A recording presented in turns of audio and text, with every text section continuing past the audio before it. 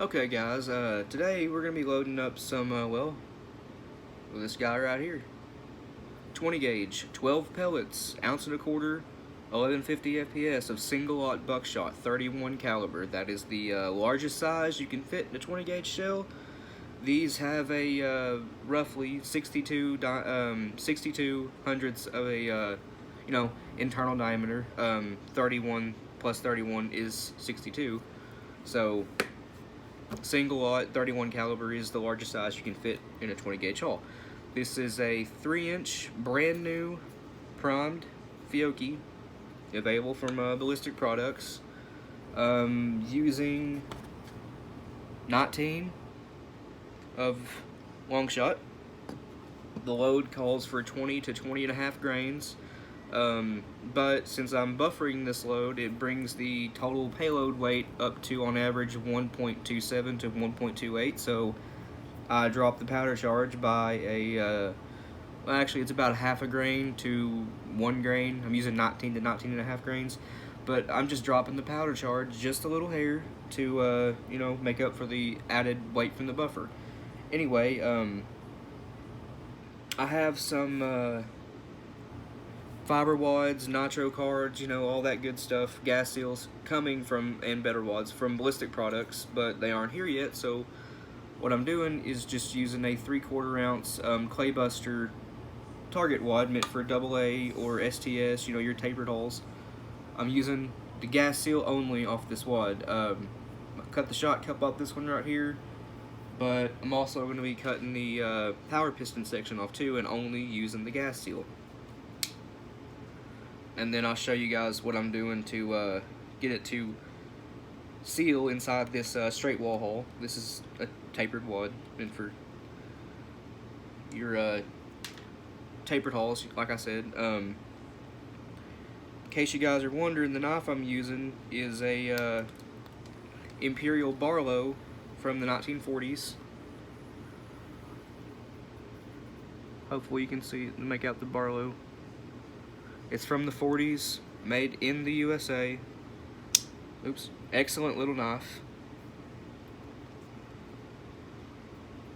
Got a, my best friend uses the same knife right here. His main blade has a little bit different profile to it. I think his the secondary blade, the smaller one, I think it has a slightly different shape too.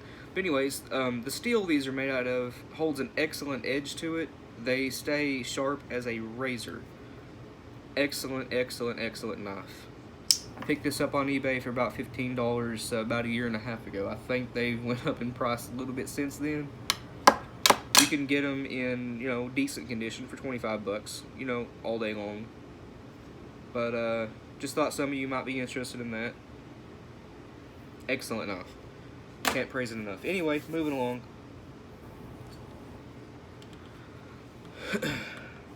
Thought my cat was into some trouble behind me. Anyway, 19 of long shot. Got my powder right here in the cup.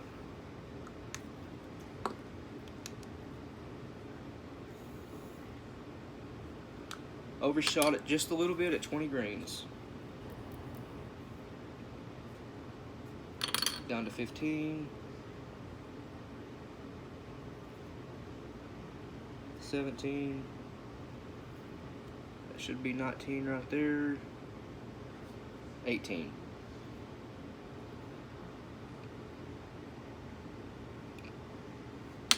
There's our 19 grains, I think. Scale's acting a little weird. Yep, 19 grains.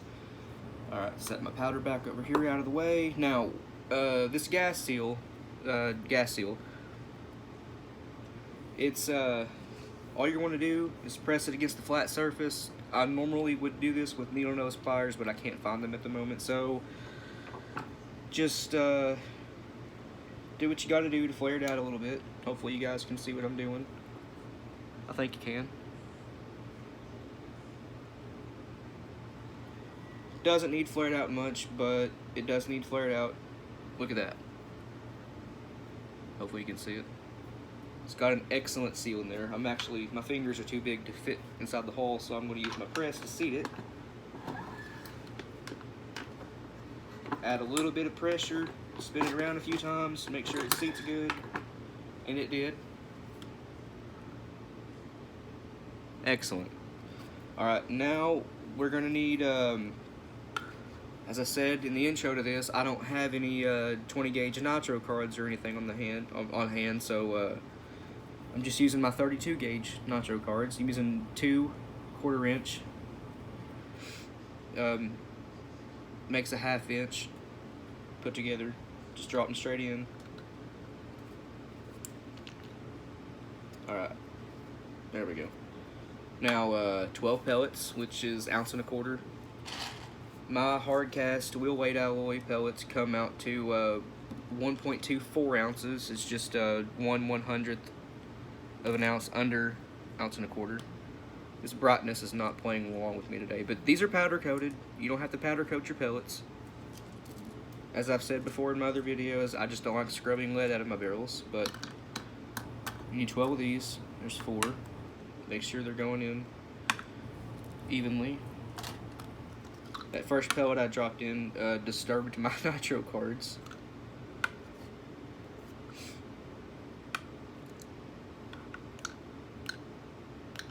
There we go. Going in real good now. There's 4, 5, 6, 7, 8, 9, 10, 11, 12. Now, 12 pellets comes, hopefully you can see it through this hole, maybe not. Almost where it needs to be to decrypt good. Now what I do is I take a 2 sections off of the, I'll show you. These nitro cards come in sections of 3, hopefully you guys can see that, but I doubt you can. I tear off 2 of the sections. 3 is too many, but 2 is just right. I'm going to add the buffer, like I said.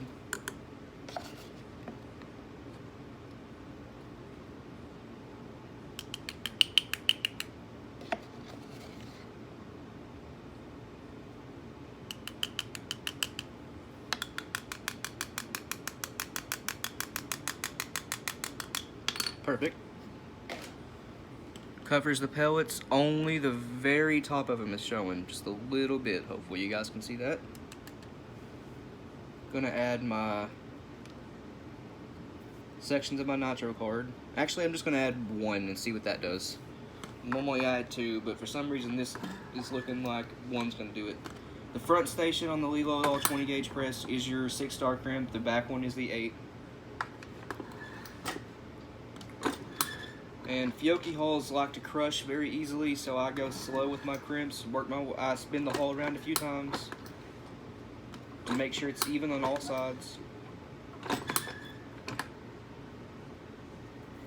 And that looks really good. I am gonna open it back up with a small screwdriver and add that second nitro card because it is caved in just a little bit, but it's not gonna matter because it's only slightly. And that nitro card is going to stop the buffer from leaking out. But I just want this load looking really nice, so I'm going to add the other piece of the nitro card.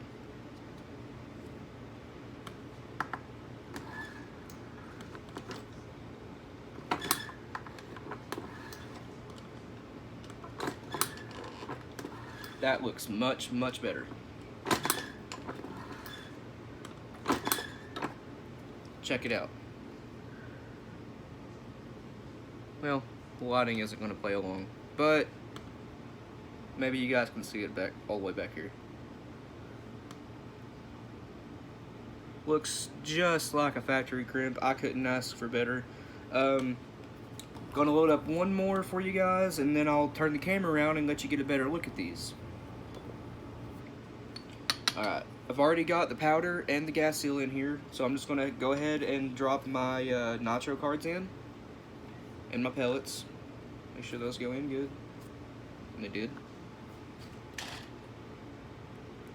5, 6, 7, 8, 9, 10, 11, 12. 12 more pellets.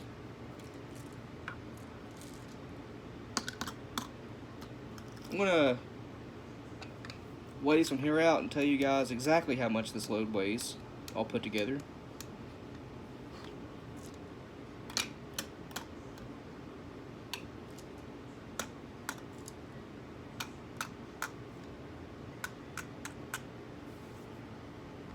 Yep, it comes out to 1.24. That's the lead payload weight, is 1.24. Now with the buffer, I'm going to guess this is going to come out to 1.28.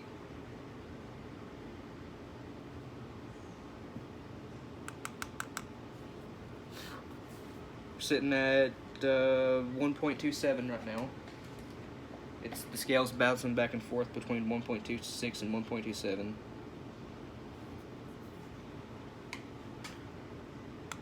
That brought us up to 1.28.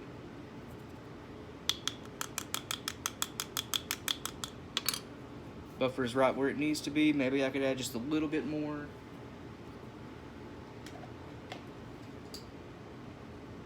Yeah.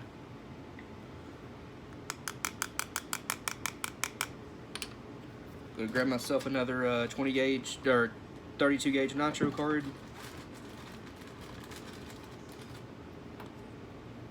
Tear off one of the sections and use the two remaining ones on top of the buffer.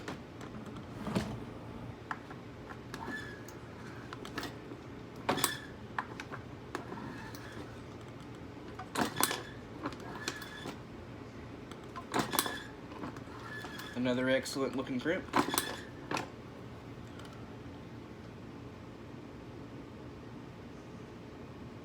I apologize about the sliding, guys. I'm working on getting myself a legitimate camera. But, there's 3 of these right here. All really good looking loads. I'm going to turn the camera around and show you. But, you can also, you don't have to use single lot. You can also use number 4, number 3, number 2, number 1, all that good stuff.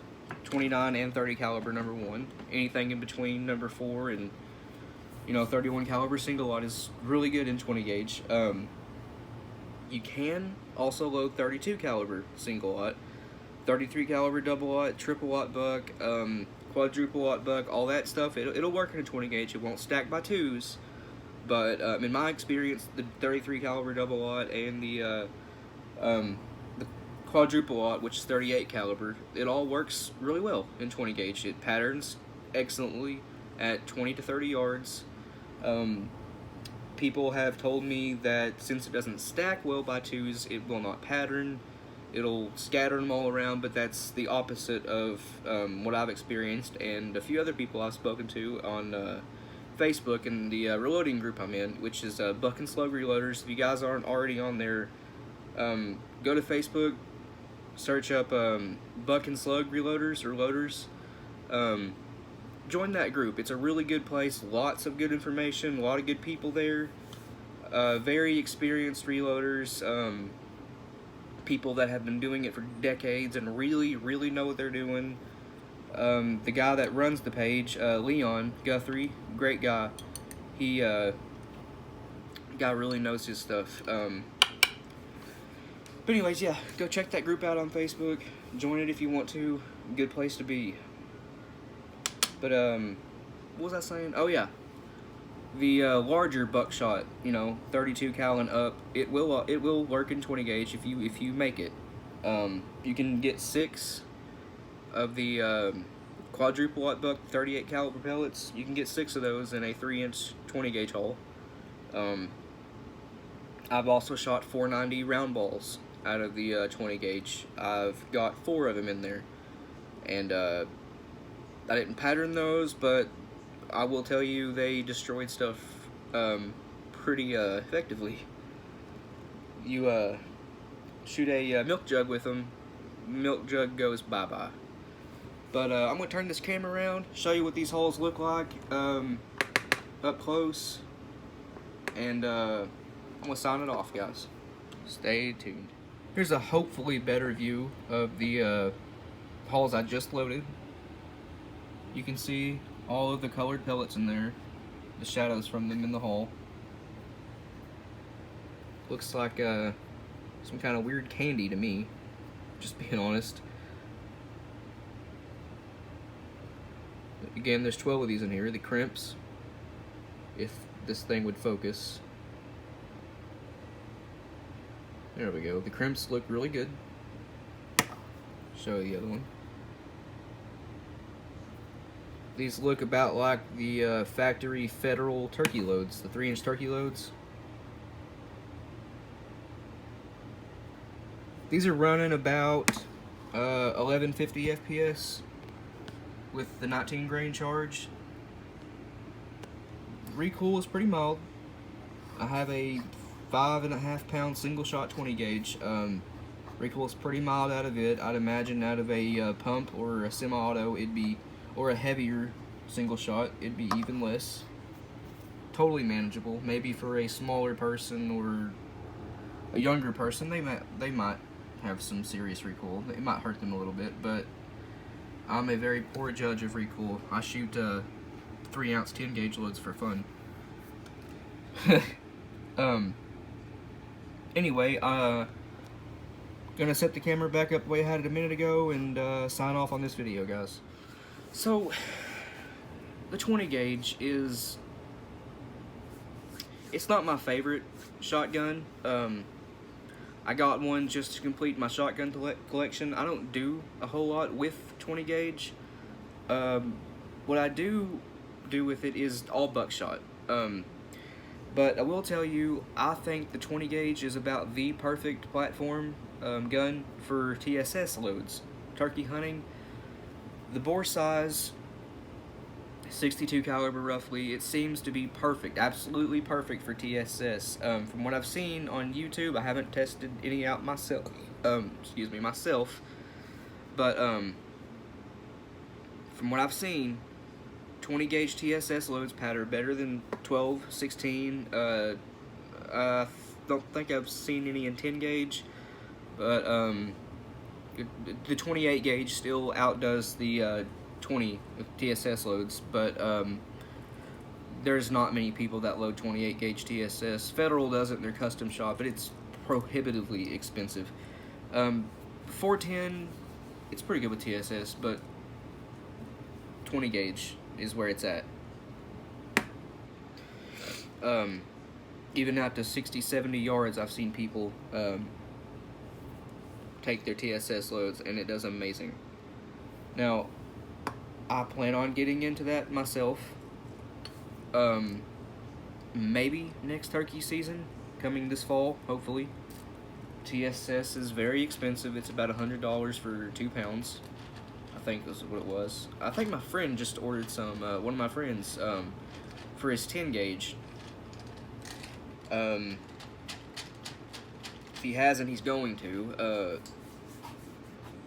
Yeah, that's something I really want to get into myself. But anyways, I'm gonna end this one here, guys. Let me know what you want to see in the comments. I'll do more 20 gauge videos in the future. I don't hate it or anything. I just prefer, you know, the 16 and 12, 10, you know, all those larger gauges and the smaller ones. It's just not my cup of tea, although I still really like 20 gauge. But let me know what you guys want to see in the comments, and I'll see what I can make happen. Thinking I'm gonna do some 28 gauge loading. Probably the next video, maybe next week I'll do some 28 gauge. I do have 3-inch 28 gauge shells too.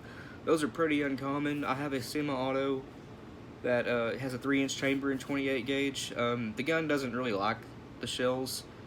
It won't reliably feed the 3-inch 28 gauge shells, and occasionally you'll have to disassemble the gun to clear any malfunctions. That gun's not the best gun. It's a Hatfield. Maybe some of you guys are familiar with the Hatfields. It's not a great gun, but with 2 3/4 inch shells, it runs flawlessly. The only issue I've had is the pin that holds the trigger group in. The pin fell out on me one time, and we lost it in the grass. Yeah, I took a brass cleaning rod and had to make a new pin, and I have it held in place with duct tape. Yeah. The guns are pretty junk, but the one I have is reliable when it holds itself, you know, together. But anyway, thanks for watching this video, guys. I'll see you in the next one.